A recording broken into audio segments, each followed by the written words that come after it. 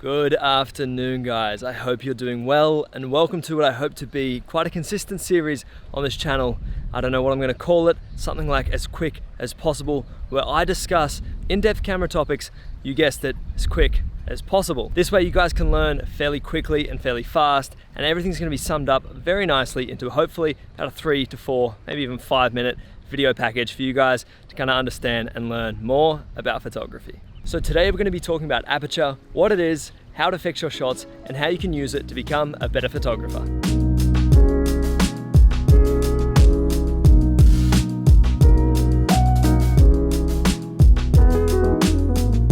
So first of all, what is aperture? Well, the aperture is one of 3 exposure settings, and it is a set of blades inside your lens that controls how much light comes in or doesn't come in to hit the sensor. But the aperture doesn't just control how bright or how dark an image is, it also controls the depth of field. A lower aperture number like f2.8 or f1.8 will result in a really nice blurry background, while an aperture like f8 or f11 will give you little to no background blur. So now you understand what aperture is and how it works, I'm going to quickly run you through this small sequence of photos that I shot. It's exactly the same frame, the focus is locked off into manual mode, the only thing that's changing is the f-stop or the aperture. This way you'll see exactly how the aperture can affect your shots, and you'll understand a little bit more about how it works.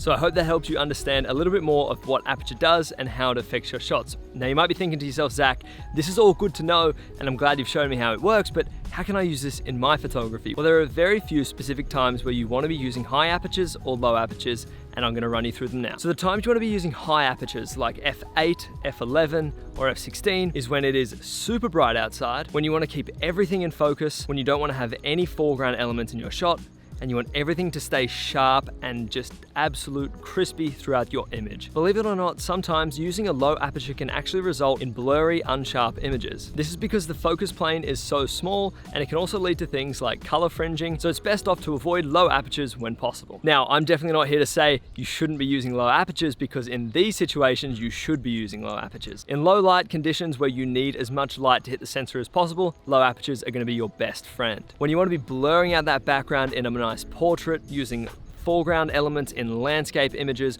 or in product shots, or whatever the case, or anytime you don't need the whole image to be in focus, use low apertures, and believe me, you'll be stoked with your shot. Now, if your lens stops down to something like f1.4, f1.8, or even f1.2, you probably don't want to be shooting at those lowest apertures. 9 out of 10 lenses are not sharpest at their lowest aperture, so stopping up just a little bit, stopping up to f2.8 or f4, you're going to see some really sharp results. Also, if you're shooting things like portraits, shooting them at f1.4 or f1.2 can leave small details out of focus, which ruin the shot completely. You might be taking a photo where the tip of your subject's nose is in focus, but the eyes are completely out of focus, or maybe they're on a little bit of an angle and one of their eyes is in focus and everything else is completely blown out. If that's the style you're after, by all means go for it, but it's just something to keep in mind the next time you're out shooting.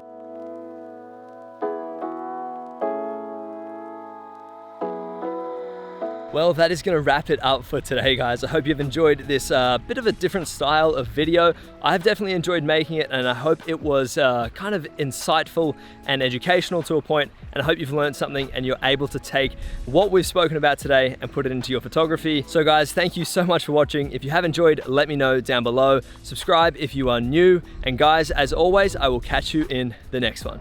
Peace!